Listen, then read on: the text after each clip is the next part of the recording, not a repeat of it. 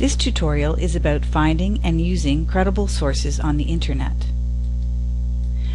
What does it mean to say something is credible? Basically, it means that it is believable. And it is believable because the person who said it, wrote it, or created it has some kind of authority in the area.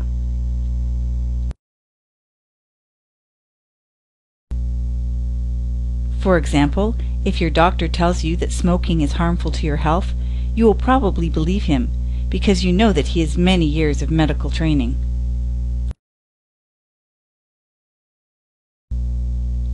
Looking for credible information on the Internet is a little trickier, since anyone can put up a website and say whatever they like on it.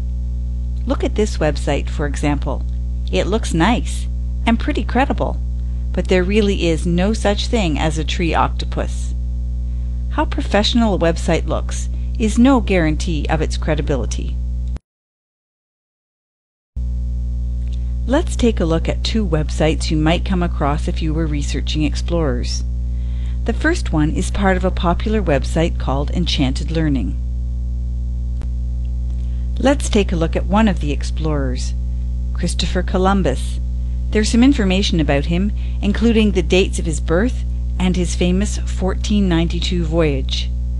We find some further information when we click on this link.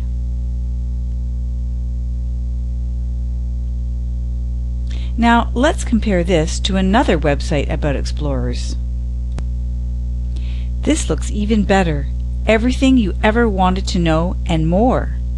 Let's look at the article for Christopher Columbus on this website.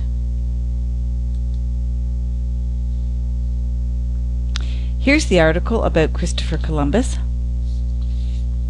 Let's take a look at what kind of information it has. Well, here's his birth date. Wait a minute, 1951? There's something wrong here. Let's look a little more closely.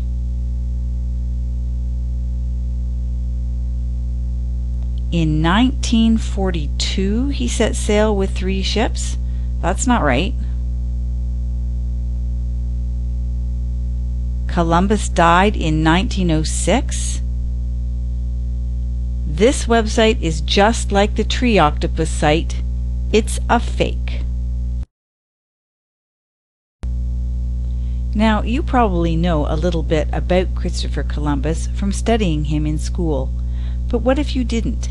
How would you decide which of those two websites was truthful? Well, you could look at another source. If you did, you would see, for example, that this one agrees with the first one on Columbus's birth and death dates. Secondly, if you look at the fake website carefully and really read the article, you would see that the facts do not even make sense within the article. For example, not only does it say that Christopher Columbus was born in 1951, but that he died in 1906, which is 45 years earlier than his supposed birth date. So don't just skim your source. Take a closer look for inconsistencies in the information itself. This is the end of Part 1. In Part 2, we will look at the 5 W's of website evaluation.